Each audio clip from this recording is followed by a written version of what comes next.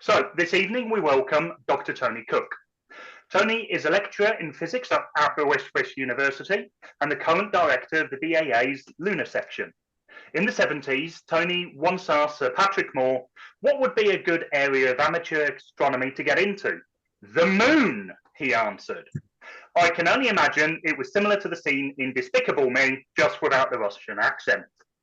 However, surprisingly, this answer should have been obvious given that Tony's father was the director of the lunar section from 1992 to 1995, and mother has also been an active lunar observer and a BAA council member. Tony has previously worked as a researcher in the Institute of Planetary Exploration at Deutsches Zentrum für Luft- und Raumfahrt, DLR, on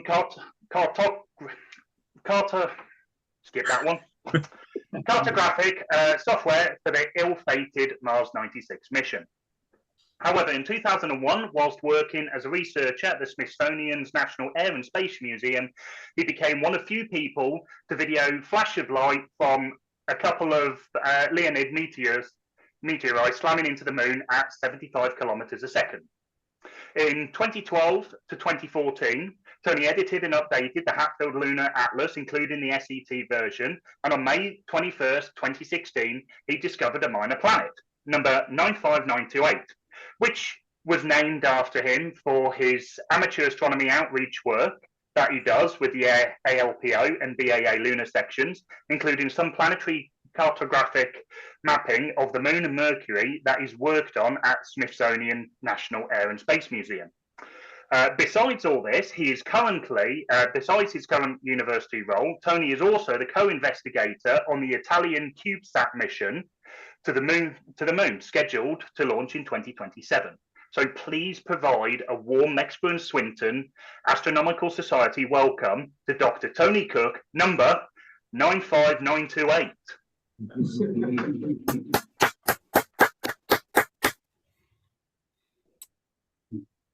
Lawrence, thanks very much. That was an excellent.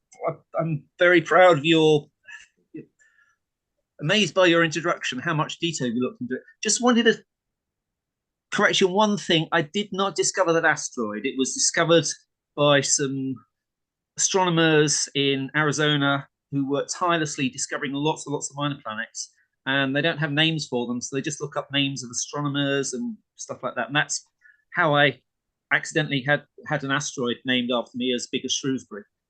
So, not a problem. I absolutely stand corrected. Anyway, it's Michael Palin asteroid and lots of other interesting names out there. So many of them. There's like 2 or 3 million asteroids, and they're still trying to discover a lot of them. So, hopefully a lot of you will have asteroids named after you at some point in the future as well. All right. Okay. Shall I get started now? Yes, please. Okay. Right. Let's go back to share screen, PowerPoint slide, share. Let's go back. Right. I'll just minimize this. Get that down there. Can I just check? Are you seeing pictures of everybody at the bottom of the screen, like I'm seeing at the moment, or? We're not in the meeting. Just me. In the meeting room, we just got your right. presentation in you. Okay, got it sorted out now. Let's go. So I'm going to talk to you about the LUMIO mission, which is an Italian CubeSat mission, meaning it's fairly small, made up of cubic parts put together. It's going to fly in 2027. Fingers crossed. I haven't heard of any delays. The team involved at Milan Polytechnic are highly experienced. They've actually flown Italian CubeSat mission to see this NASA probe smash into, was it Didymus, this moon of this double asteroid, and it took pictures on its way in and on the way out. So they've got a good track record of instruments and spacecraft which actually work, and so they just need to rehash this and fly it to the moon in 2027, and we'll get hopefully a great mission. So today I'm going to talk about crater formation, some historical observations of impact flashes on the moon, talk about the LUMIO mission, and then more importantly, because I'm involved with system science part of the team, I'll be talking about how amateur astronomers can contribute to the mission. what equipment you need, the detection software, how to submit observations at this moment in time. We will no doubt improve that in future, and a little bit of some science you can get out from ground-based observing, and a summary at the end. Okay, so what would you actually see if you were an astronaut sent to the moon and a meteorite smashed into the ground not far away from you? Well, in the Earth atmosphere, when meteoroids come in, they basically burn up and we get a shooting star. And the big ones, a few meters across, may actually land on the surface, or they might explode in the air, causing a great big air burst which could smash windows. But on the whole, they don't land. On the moon, if you were standing there, there's no atmosphere to stop it. So what you would notice, first of all, if you were looking in the right direction, or even in the wrong direction, would be a blinding flash. The brightness, of course, would vary depending on how close you are to the impact site. You will probably get quite a bit of heat from that. Can't really say how much, depends on the size of the object. You will see a crater suddenly appear in front of you, or somewhere near you. Suddenly appear like that, crater. You would then possibly be knocked off your feet by a very localized moonquake. The sound travels very fast through solid material. But the worst thing for you would be shrapnel traveling through space on the moon on parabolic trajectories at several meters per second to several kilometers per second. So that can be quite nasty for astronauts and moon bases. So the danger of going to the moon is not being hit by a meteorite on the moon's surface. The danger is being hit by the shrapnel coming off, because imagine something coming off flying at kilometers per second. Literally 2 or 3 kilometers per second will escape the moon, but a kilometer per second flying across, and it's going to land many, many kilometers away. And if you're in the way, your spacesuit's going to be punctured by that. Fortunately, it falls off with the inverse square law. The further away you are, the less likely you are to be hit by things. Anyway, this is an artist's depiction of what you might see if you could do a very quick snapshot picture of an impact on the moon. But the shrapnel, that's the dangerous thing. Right, a bit about crater formation processes. I don't know if you're familiar with rock strata. It's basically layers of rock. And the moon has that as well, but we can't see it because it's covered in debris called regolith. But underneath that, there are layers of rock. And when a meteorite comes in, it starts to form a hole, and there's a cone-shaped pattern of debris coming out with about 42, 45 degree angle. As the meteorite buries itself into the surface, that becomes more parabolic in shape, like you can see in picture number 2. And then when it gets really deep, any rock layers underneath get lifted up and literally folded over. You imagine folding over rock, trying to do that with your hands. You can't do it, but literally underground explosions do that. So the rock strata is folded over, and what was lowest now becomes the bits of debris on the top of the crater, as you can see in the last diagram over here. Then, after all the pressure of the impact, the floor starts to rebound and push up. So although it's kind of hemispherical at the deepest part, once everything's quieted itself down, the rock starts to push up from the bottom, and you get the crater floor. There's often volcanic type lava. Basically, the rock gets melted, lying around on the bottom of the floor, and that cools over time. Yeah, so that's basically the formation of a crater. And only about 2% of material thrown out contains the original impactor, because it's just literally vaporized. There's very little left. A lot of this is we've learned from doing underground explosions, nuclear explosions, very similar type of physics behind this. So the shape of the crater is controlled by the energy of the impact, the angle it comes in at. Most of the angles, it's actually doesn't make a difference. The crater's circular, but if it comes in really shallow, like 5 or 10 degrees above the horizon, then you can start to get elliptical and sometimes even double craters, like skimming a flat stone across the water. It bounces a couple of times. You can get a similar effect there. So the shape of the crater can be affected by the strength of the rocks, and also by the strength of the meteorite as well. For really big craters, and the gravity starts to affect things. So craters on the moon are very different to craters on the Earth because of the Earth has got 6 times the moon's gravity. Craters on Mercury are different as well. Now, small craters form nicely for bowl-shaped things. Large craters are a bit more complicated in shape with terraces where the rock strata is at different levels on the crater rim. What about the energies involved? These are quite staggering. But the maths is very, very simple. Who did physics at GCSE, O-level, A-level here? Yes. Yes, okay. So you probably remember the equation for kinetic energy, which is a half mv squared. That's half the mass in kilograms times by the velocity in meters per second squared. So let's do a little experiment. Let's imagine we've got a paperclip. Pretty harmless thing, isn't it? You can't really imagine doing much harm with a paperclip unless you unwind it. That weighs about 1 gram. Now, supposing this was traveling at a speed of 50 kilometers per second. That's 50,000 meters per second. Now, 50,000 meters per second, square that, it's a huge amount of energy. 1 gram is only a thousandth of a kilogram, so it's going to lower it a bit. You've got to divide by 2. But 1 gram paperclip, 50 kilometers per second, is 1.25 billion joules of energy. And what on earth does that mean? It's a lot, as you can probably tell, but what it is if you take one of the heaviest elephants on the Earth, which I gather is 11,000 kilograms, if you lifted that elephant up somehow with 1.2 million joules of energy, then you can lift the elephant up to a height of 12 meters. If you release the elephant, it falls, and that's the energy when it hits the ground.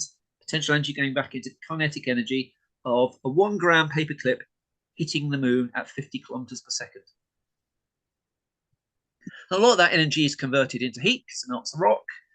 It excavates the crater into mechanical energy like a digger. It throws stuff out. That's the ejector. There's seismic waves, and probably less than 1% of that kinetic energy gets converted into light. And that's the flash, which happens in a 10th of a second usually, but can be longer for bigger objects that we can see from the Earth through amateur-sized telescopes. So let's just see that elephant. Oops, it disappeared. Right, I'll just try it again. It should have a bit of animation. Right, okay. Well, the elephant should have moved upwards, but anyway, right.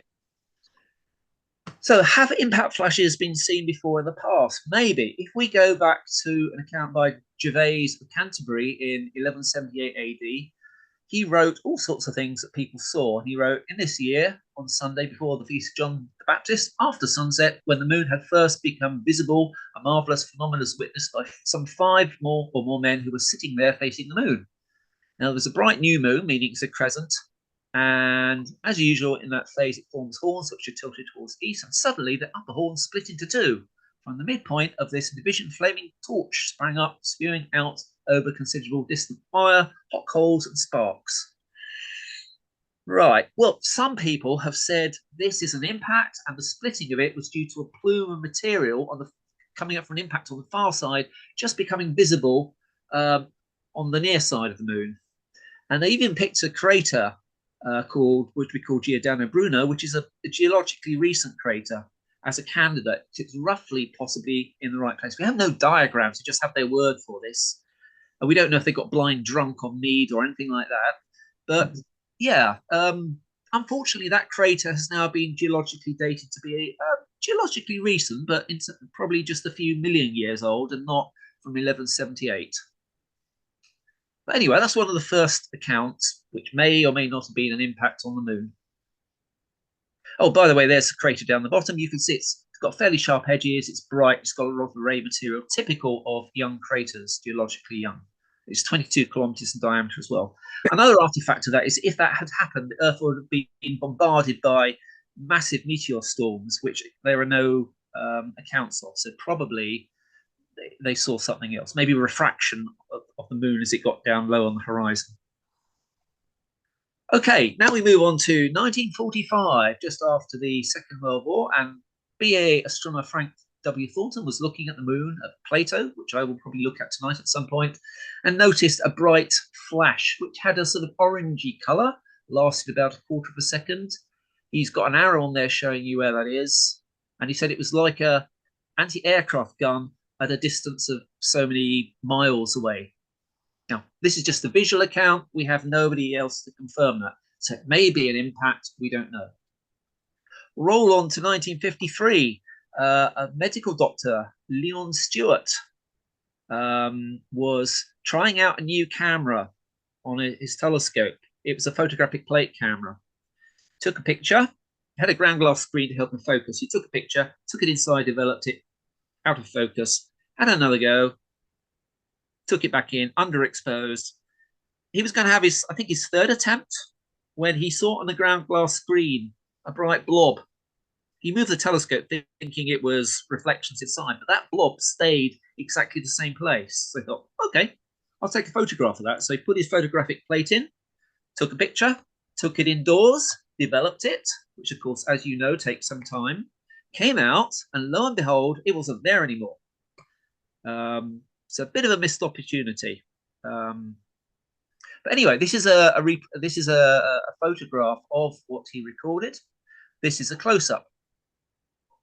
So what I did was in the BEA, I get astronomers to look at the moon under exactly the same illumination conditions to when past events have been seen. And this is a CCD image. I blurred it a bit, and I literally subtracted that from that after normalizing it. And this is a close-up picture of the flash, showing you there's actually a little bit more to it than just that bright blob. There's a bit of a stuff around here, which you can see.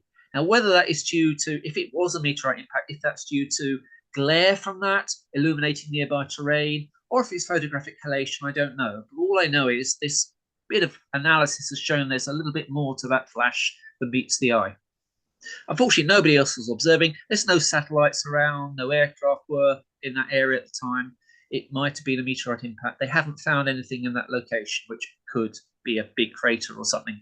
And they wouldn't know if it wasn't there before because they didn't have the resolution on the telescopes to show small sub-kilometer sized craters. Oh, by the way, this is just a picture, a CCD image by battalion observers of what the moon would have looked like to Frank Thornton under the same illumination conditions. So you can see I got them to do this in case there was a bright ray crater there, but there wasn't. So that was just curiosity. Right, moving on a bit. So around about 1999, Armagh Observatory, there was a big meteor storm coming on called the Leonids, which every 33 years produces a massive, massive display, several thousand meteors per hour. And Armagh Observatory worked out that the moon was going to be hit, and it's going to hit the night side of the moon. So why not get amateur astronomers to look at the night side? And they did with video cameras, and here you see some results. The good thing was, this is mostly in the States. They observed flashes at exactly the same time on different sides of the country. So if it was like sun glint from a satellite, which can produce flashes, or from an aircraft, in a different part of the country, you won't see that. Incidentally, the Association of Lunar and Planetary Observers, ALPO, actually got visual observers to look at the moon in the 1950s and 1960s to look for flashes in different people in different locations and to time these things. And although people did see flashes, they never were looking at the same time as the other observer, or one of them might have blinked and missed the flash. So it was very inconclusive. But 1999, suddenly we get all these impact flashes for the first time. Amateur astronomers are showing the world what we're made of, what we can do. And all the professional astronomers got very interested after that.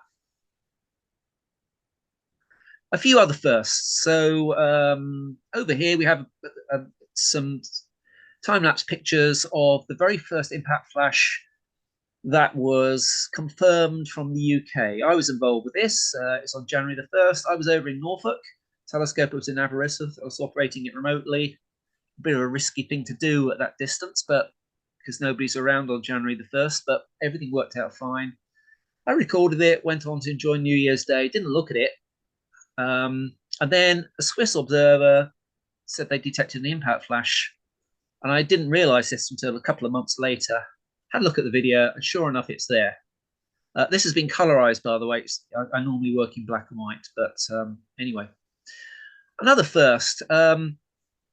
ESA's European Space Agency Smart 1 spacecraft smashed into the moon back in 2006, and that was videoed with a Canada, France, Hawaii telescope. That was the first strictly speaking, not quite the first impact of a spacecraft seen on the moon.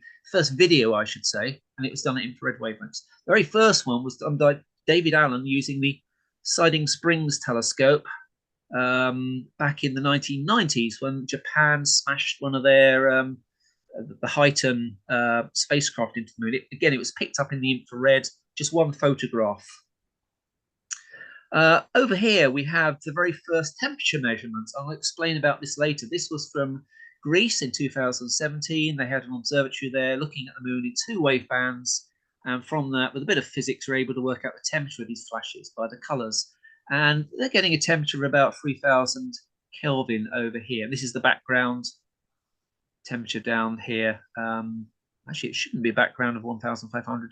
But anyway, these are 2 separate flashes they detected. So one of them starts at 3000 Kelvin, works like 3000 degrees C, in other words, and works down to about 2000 after a fraction of a second. The other one takes a bit longer to fade. Strictly speaking, that was not the first temperature measurement. The first temperature measurement was by a Spanish astronomer. And 2 papers went into the monthly notice of the Royal Astronomical Society at pretty much the same time. But unfortunately, the reviewer of the Spanish one was a lot more critical and delayed the publication by a few days. So they missed out on getting all the media attention, which is a great pity. Right, down the bottom here, it's by my PhD student. This is the very first shortwave infrared detection of an impact flash. It was seen visually by some Italian amateur astronomers, and they got a temperature from this. But the key thing is here, by moving into the shortwave infrared, that's not what you would normally use with a CCD camera. This is a lot longer wavelength, beyond 1 micron, up to 1.3 microns. The moon is a lot darker. The daylight sky is a lot darker. You can observe in daytime. There's less scattering, and also the heat from these things are more visible at those wavelengths. So that's why we've got flashes visible in so many frames here. In the visible light, it's only visible for a fraction of that at all. So working in the shortwave infrared gives you a lot more opportunities to observe during daylight hours and even at higher phase angles of the moon. And the last first over here was seen by a Swiss astronomer. Nobody else confirmed it, but I'm pretty sure it's an impact flash. Unfortunately, this is not animating at all. But what I can tell you what was happening was this was on the terminator of the moon, the sunrise, and a flash occurred just on the night side, where there was a cloud of debris which spread out over about a couple of seconds, traveling at the speeds of up to 2 or 3 kilometers per second. So some of that material would actually end up in escaping from the moon's gravity. So a lot of interesting things about flashes on the moon. They're not just done and dusted with a single flash. There's lots of things we can learn. So, LUMIO, why actually bother going to the moon, spending a bit of money on it, if we can actually see impact flashes from the Earth? First of all, we cannot see what's going on the far side of the moon. You think it's the same, but actually there are theories and perhaps evidence that it should be a little bit different on the far side because it's seeing meteor streams in different directions. Second reason, the brightness of an impact flash we see varies with the inverse square law. That means if you halve the distance to the moon, flashes produced, which you see from the Earth, are 4 times brighter. If you go a third of the way to the moon, they're 9 times brighter. So the closer you get, the brighter the flashes. Also, because we don't see a lot of the fainter ones, and probably the fainter ones are from smaller particles, which are more common, you're more likely to see more impact flashes on the moon from a spacecraft than you are from the Earth, simply by you can see the smaller ones. Maybe the far side and the near side have differences in impact rates, and theories and computer models seem to suggest that's the case, but we need proof. And lastly, when you go to the far side, you don't get the glare of the Earth illuminating the night side of the moon. If you went to the night side of the moon, you could read a newspaper very easily. You could probably see color supplements very easily because the light from the Earth is so much brighter than the full moon. So that makes some impact flashes, the fainter ones, more difficult to see. You go to the far side, there's no stray light, so you can go down a lot fainter. So those are all good reasons why they should send a mission to the moon, particularly to look at the far side. Okay, let's have a look at the actual mission itself. So it's still in the planning phase and they're getting stuff ready. But the plan is to launch it in 2027. It'll go around the Earth for about 7 days just to check out the systems. and then be sent on the trajectory to the moon and the various stages. It's going to take a while to get there, 140 days. They do this because you don't need so much fuel if you use some sort of gravitational perturbations to help your spacecraft on its way. The downside is you have to fly through the Earth Van Allen radiation belt, and that can be a bit harmful to electronics. But they build these things well, so it should hopefully be all right. Anyway, it goes into a funny sort of orbit around the moon. Have you heard of Lagrange points? They're like gravitational balancing points. You could put a spacecraft at L2 and it would just stay there. But they're not going to put it at this point. They're going to put it into what's called a halo orbit. It's moving, but it's orbiting around that point over there. And the advantage is that it's fairly gravitationally stable there. If you put it there, it'll wander a bit. But put it into an orbit like this halo orbit is a good thing. And it gives you a good vantage point on the moon at different angles, which again can have good reasons for doing that. These are some of the things involved: ESA, the Italian Space Agency, Politecnica Milan, and many other organizations which I could list, including Aberystwyth now.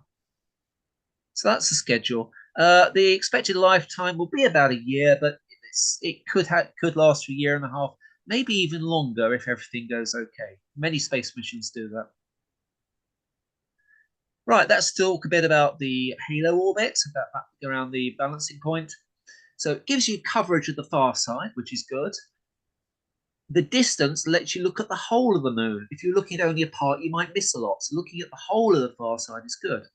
The Earth is always in sight. That's another good thing about the halo orbit. You can communicate with the Earth. If you were L2, the moon's in the way, you can't communicate directly to the Earth. So being above and below the moon allows you to communicate with the Earth. There's a 2-to-1 resonance with the Earth-Moon system. In other words, the orbital period of that's related to the time the moon goes around the Earth and so on. And because it's a halo orbit, the range to the moon varies from 35 to 85,000 kilometers, but that can have some advantages to it. It's a lot better than 250,000 miles, which we are away from the moon. Right. There are some restrictions.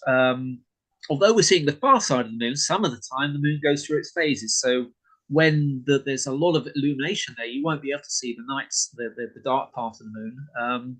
So basically, you'll get about 15 days of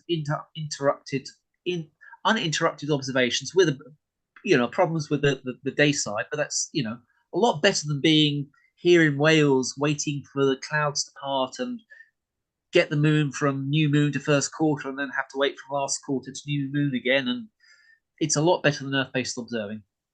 The other advantage is you get what's called the anti-Helian sources of meteorites coming from exactly opposite the sun. So you'll be able to see those. We don't always see those from the Earth. And there is a chance as well, because it's in a halo orbit, you can see a little bit onto the near side, you can have simultaneous observations from space, from LUMIO, and also from the Earth. So we can calibrate Earth-based measurements against spacecraft measurements. So yeah, the going on the night, the far side of the moon means there's no Earth shine, so it's a lot darker background, which is good, and it can complement Earth-based observations. We may be able to observe up to about 75%. That's the latest findings we think we can do, illuminated, which will be pretty good. Right, what would you expect to see? As you know, there's meteor streams, so on average, you'd expect to see maybe about 50 detections per day, which is a darn sight more than we can get from the Earth. It's because it's closer to the moon. But during meteor showers, this is the solar longitude around here, you get things like the quadrantids, where you might be getting about 500 detections per day of meteorites hitting the moon. The Perseids are also pretty good. I don't know why that's a little bit lower down there, but maybe that's because they did it for 2024, and maybe it's not so favorable because of the bright side of the moon. But as you can see, when you get big showers, then you get huge, big peaks, and they'll be detecting thousands and thousands of meteorites striking the moon and get lots of important science from this. So what's it going to tell us? With our present knowledge, this is the energy in kilotons along here. And this is the number of objects colliding with the Earth per year. We have a gap over here, and having LUMIO go around the moon will help us fill out that gap for objects in this sort of energy range in terms of kilotons. So that'll be pretty good. The problem with ground-based observing is you have your observatories at certain locations. They can only see the moon at certain phases at certain times. You don't have 24-hour coverage 7 days a week, and that's what LUMIO is going to do. It's going to fill in the gap. Right, the camera. The camera is an interesting object. It's a 12-unit CubeSat made up of 12 kind of like cubes put together. Total mass of so it's got to fit in there. The mass of the camera is about 3 kilograms. I think the mass of the spacecraft is something like 25 kilograms. It's like a suitcase, basically. And that's also got all the fuel on board. It's going to see basically the camera is going to have enough telephoto power to basically get the full disk of the moon in. And that's where it gets interesting. Behind the camera, we've got a beam splitter. It's called a dichroic.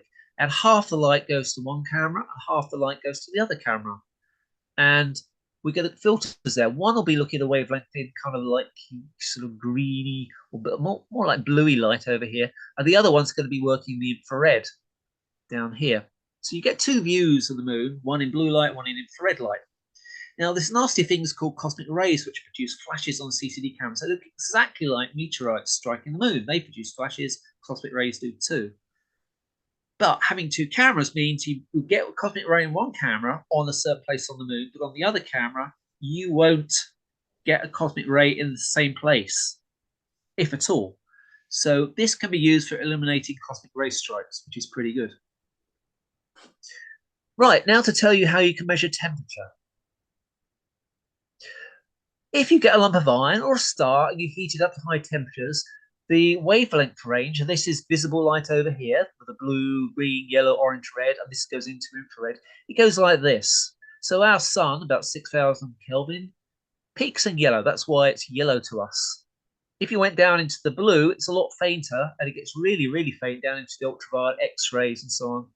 On the other hand, if we go down this side, it gets fainter into the red infrared light, shortwave infrared, and into midwave thermal infrared over here.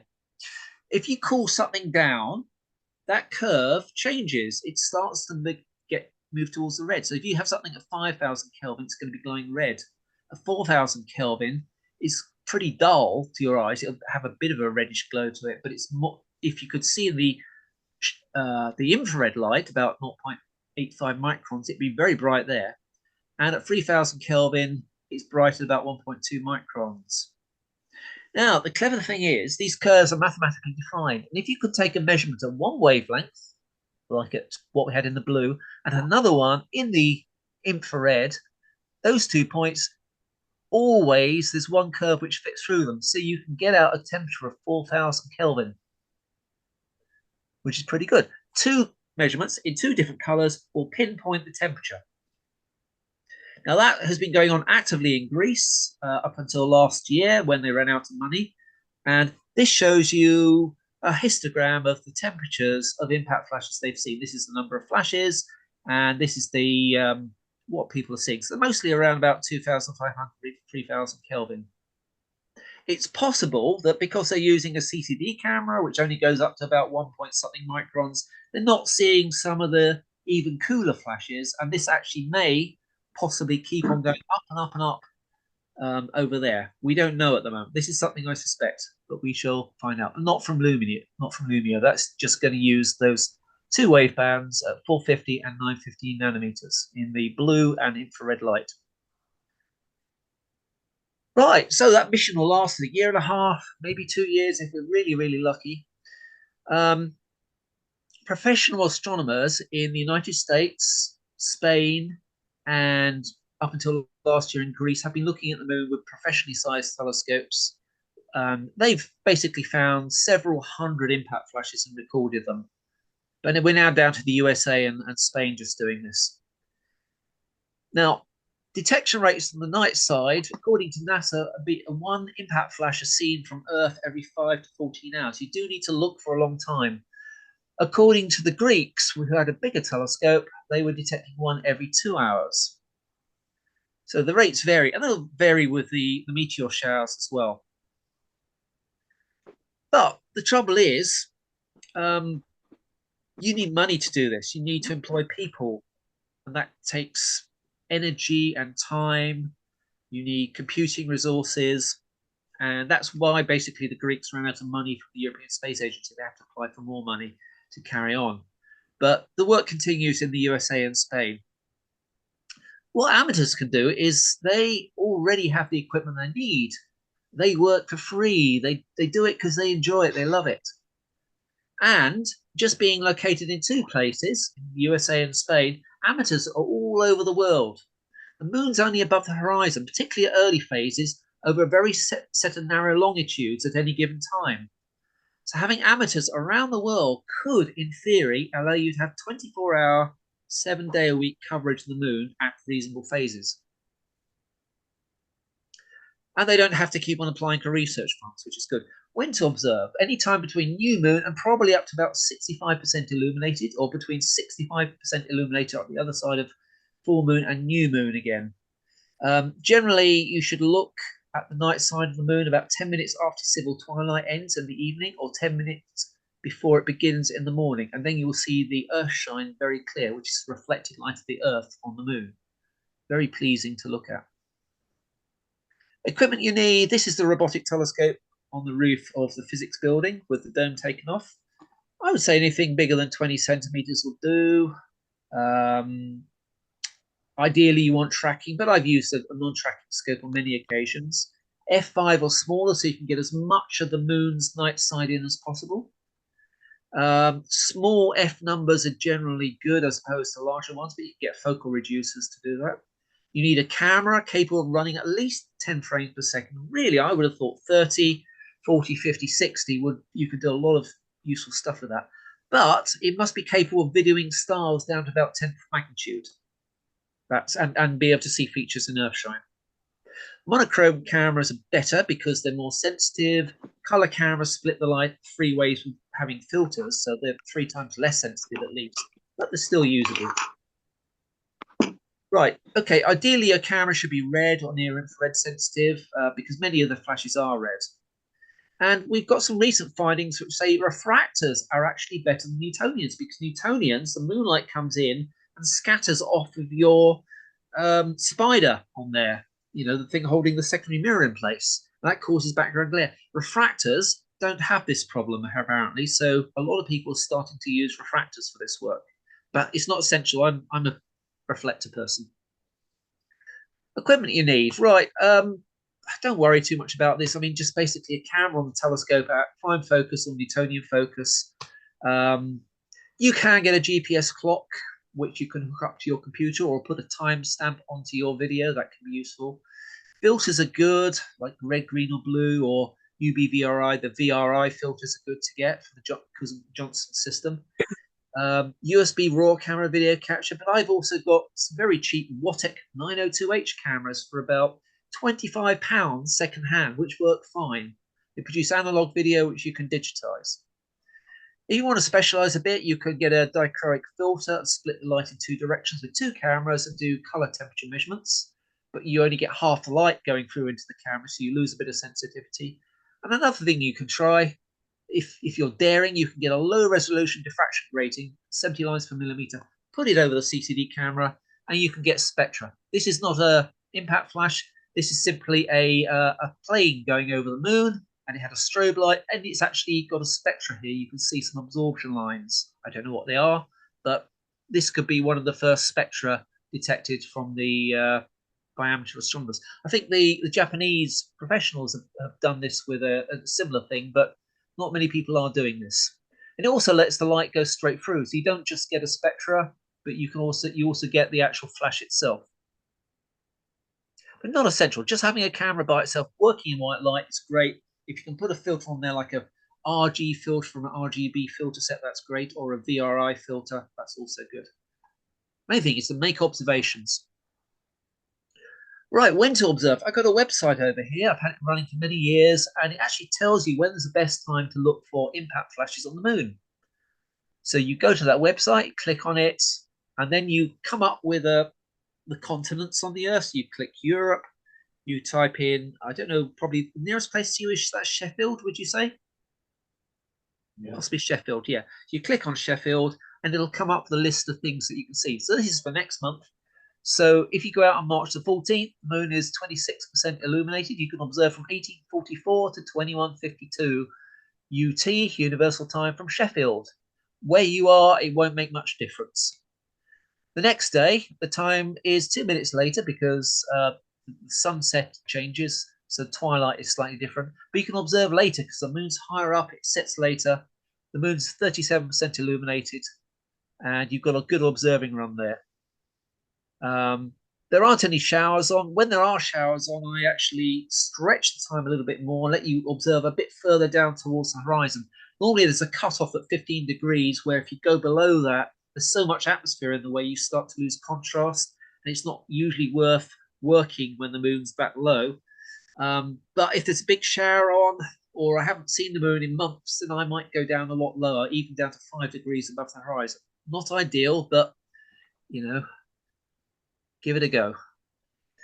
Right, now it's lovely to watch Earthshine video for hours and hours, keeping your eyes wide open, looking for little tiny flashes and writing down the time. But if you blink, you miss things. So a better way is to use software which will do it for you automatically.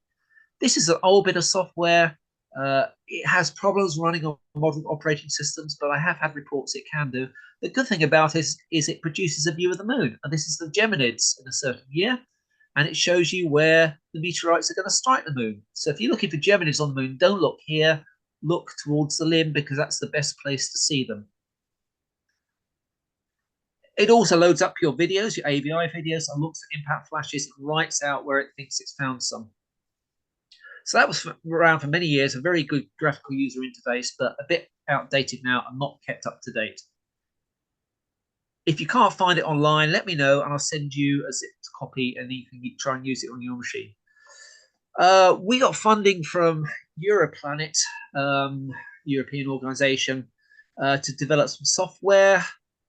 My intention was to develop something which was very quick and dirty to use, and it's got some very simple, it doesn't have a nice graphical user interface. And you don't have to worry about this now. You basically take your video, convert it in every single frame into bitmap images, store it in a directory, let this program run on it, and just use the default things. And it'll look for flashes like this and put a box around it when it finds it.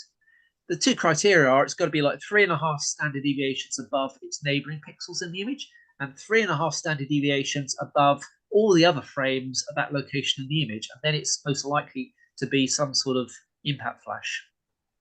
There's a few other things you can do there. You can ignore the borders if there's a bit of noise around the video frames and lots of other things like that. If you want that software, you can click on this and download it for you. You can download it and get it installed. It only works with 8-bit grayscale video, AVI video. A more recent software developed by the Greeks is called FDS, flash detection software. And the great thing about this is it works live at the telescope. You need to use it with fire capture, which some of you are probably using anyway. Plug it into the telescope, and it'll tell you if it sees any flashes, impact flashes, satellites, cosmic rays. It'll let you know that you can look at them later. It'll even work out where the limb of the moon is and try to identify features and give you the longitude and latitude of the flash. So it's actually quite good. I have heard some stories, though, it does crash a bit. So quite a few people are using my Alfie software. But it's up to you. You've got 3 pieces of software. I would use all 3 because they've all got good things and bad things about them and different sensitivities for detecting different flashes. But there you see an Earthshine view of the moon. It's basically like the full moon, but a lot darker.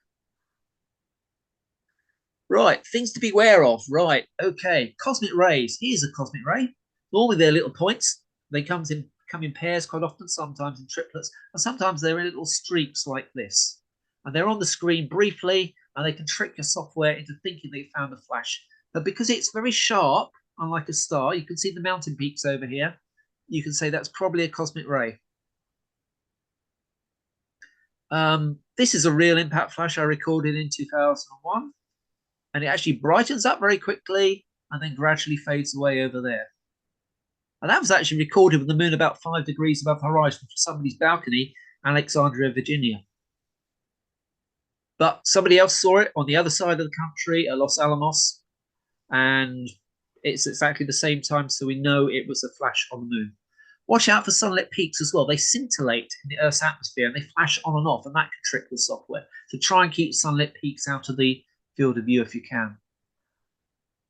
How to submit your observations. We haven't really got this thing quite ready for Lumio, but there is a way you can submit it. I've got a thing I use in the BA Lunar section. Amateur astronomers can log in. I give them a username and password. They can log in to this Amateur Astronomy Outreach, and then they can type in the year, the feature, in which case you would type in Earthshine or impact flash, the month, the day, the start time and end time. You don't need to put in an end time. It's just a single point observation.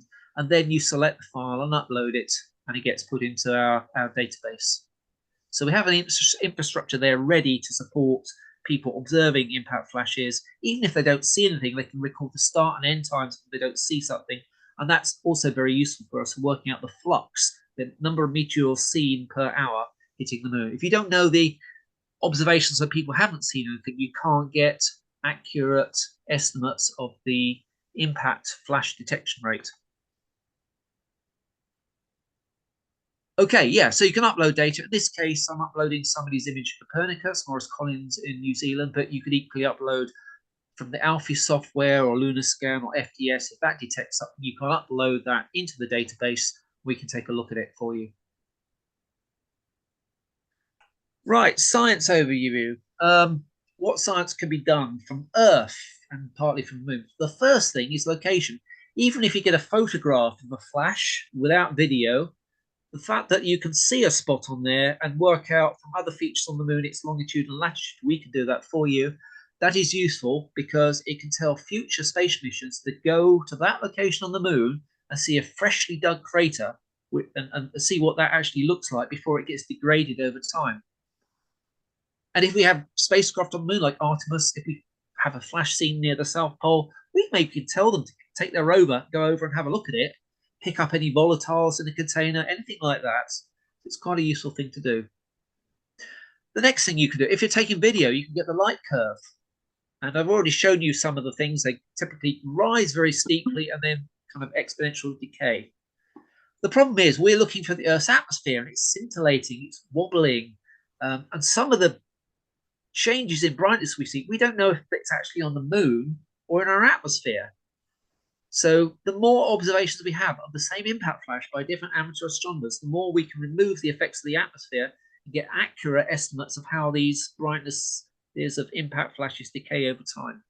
Do they decay exponentially, or do they drop rapidly, exponentially, and then level off and then fall? Who knows what's going on? Secondly, if you observe in different wavebands, if I'm observing in infrared, somebody else, Swinton, is observing in visible light, we get an impact flash.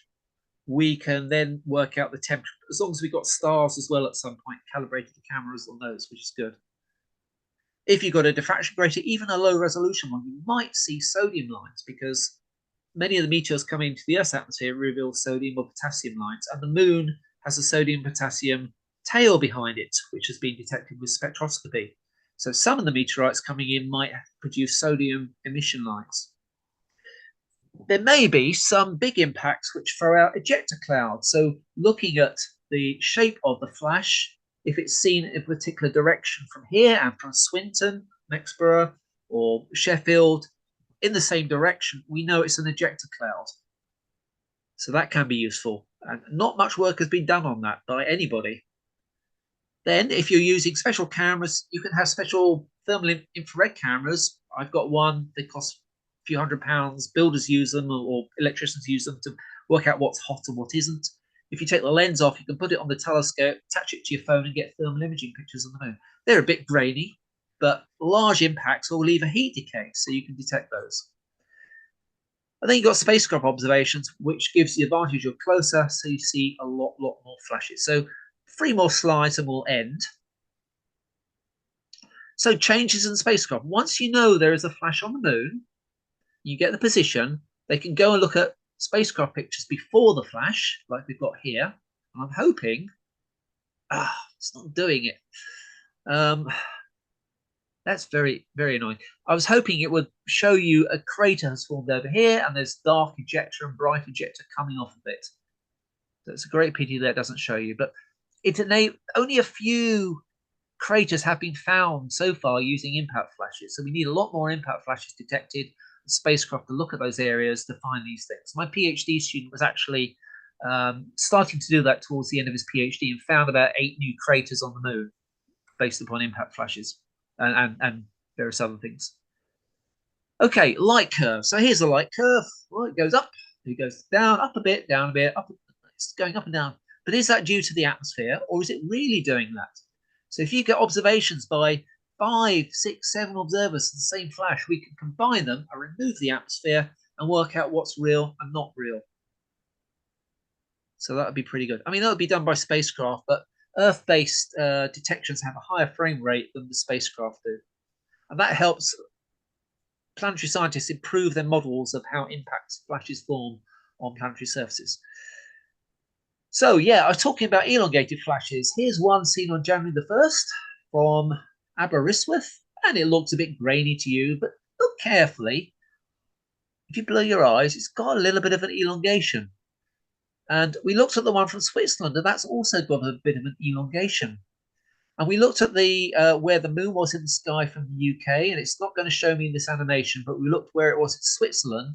And these arrows mean, I think the yellow is to the north of the moon, the red is to the directly down in case you're getting spectral dispersion from our atmosphere, and the green is the direction of the flash. We found both from Wales and from Switzerland, the elongation was roughly in the same direction.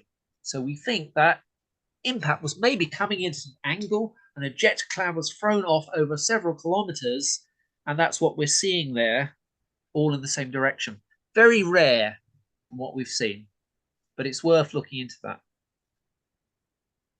Okay, so all right, that's from the UK. We do have an animation here, right? Yeah. Can you see the rotate? There's a rotation of the moon. That's the location of the impact down there. The horizon is different in different places, but the green arrow, which is the elongation, is roughly in the same direction. So we think it's a genuine ejector cloud or something like that, or maybe even illumination of a mountain nearby. The light from it lit up the mountain maybe 2 kilometers away, and that's why we're seeing this elongation. We don't know, but it's worth investigating. Right, so just to summarize, it's easy to observe impact flashes with a camera capable of detecting 10th magnitude stars at 10 frames per second or faster. Typical ASI cameras will let you do that if they're monochrome. If you don't have one of those cameras, you could get a Watic 902H on eBay for 20 to 50 quid, something like that. Often they come from China, but I've got misgivings about those. But you can get some from ex-police forces in the UK. Even if they've got dead pixels on them, they're still useful. That's hot pixels. You can still detect things. You've got to feed it into a video capture card, USB, that'll capture it, feed it into the software, and it'll find it for you. Software to detect the flashes. Here's the one in Greece, but I've given you ones for Alfie, my own software as well.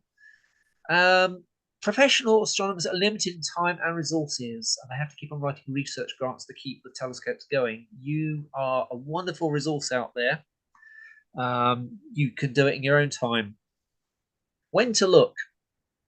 Oh, by the way, yeah, imagine you detected a flash on the moon, a spacecraft detected where the crater was, you'd have your name associated with that. They won't call it after you, but in publications, they might include you as an author on there, or at least acknowledge you, so it's worth doing. When to look? Look at this lunar schedule over here, that'll tell you. 2027, LUMIO will look for impact flashes from space on the far side, but we do need to calibrate near side flashes with far side where they overlap a little bit. So far from the UK, there's only been one confirmed impact flash that's been detected. And that was from Wales on New Year's Day, 2017. We want more. The Italians are doing really well.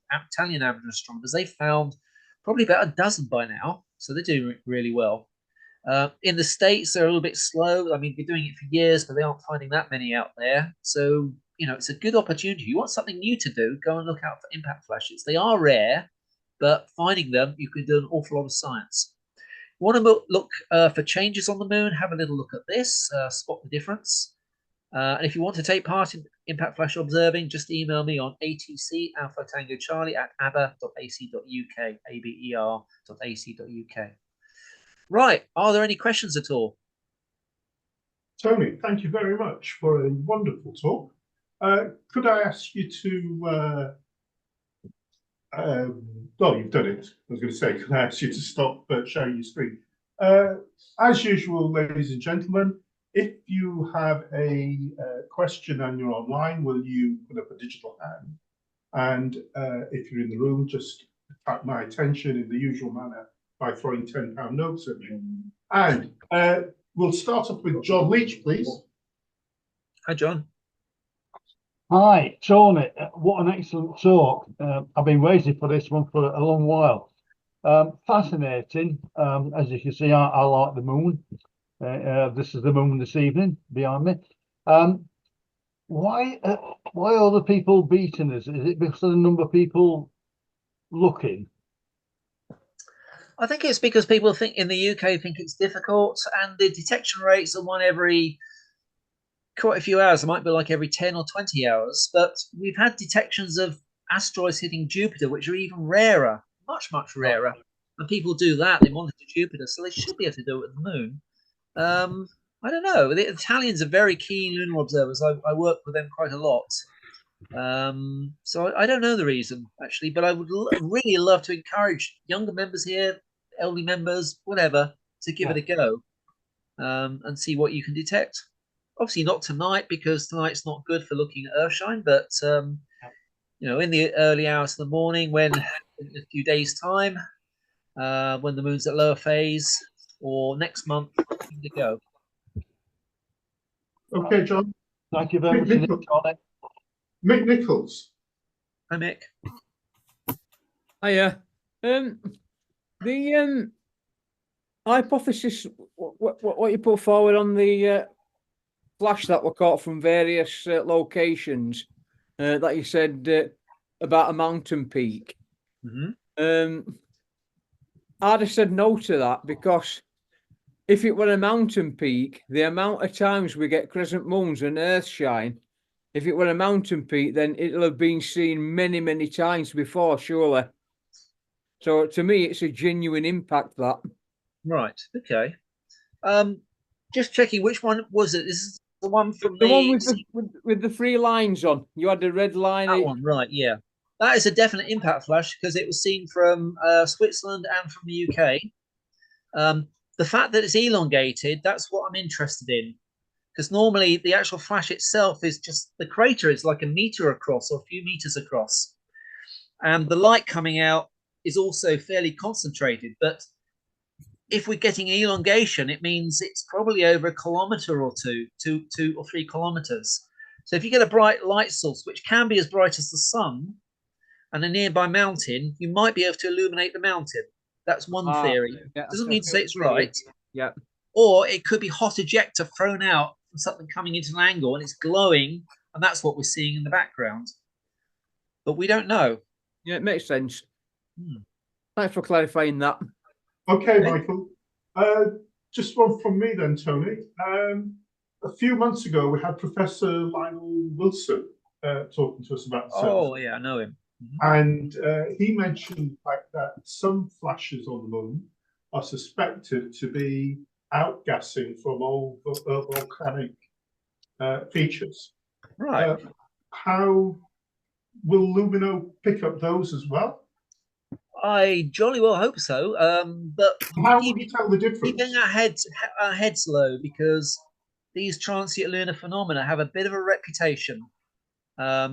I coordinate TLP observing in the BA lunar section. We're trying to disprove as many of these things as possible, as for you know, it could be due to effects in our atmosphere, people misinterpreting things, but some may be genuine. But trying to explain these things based upon spacecraft which are going around the moon right now and not seeing these things is a bit tricky. They must be really, really rare. But it's still possible that Lionel Wilson is right. There might be some volcanic outgassing going on. There's also another theory that you get things like ball lightning effects, or earthquake or moonquake lights. That's another possibility. These are very speculative theories, and we need good evidence to back these things up to prove them. And right at the moment, we don't really have that. We do have fairly convincing evidence that transient lunar phenomena occur in a few of these observations, but the rest are pretty much anecdotal and not sort of strong weights to support the evidence that these things are real. But I'm hoping some are. And LUMIO might find some, which will be different to what you'd expect from an impact flash, and we'll wait and see. Thank you for that. Trevor Warren. Hi, Tony. Thanks for the presentation. Really interesting. And I just wondered if any of these impacts generate any radio emissions that could be picked up. We don't know. When Smart 1 hit the moon, that's the European Space Agency probe, when it came to its end of life, they crashed it onto the moon. They were listening at some various radio telescopes, but the results were inconclusive. There'll be a plasma cloud produced, all sorts of things. You might get piezoelectric effects from rocks being crushed together.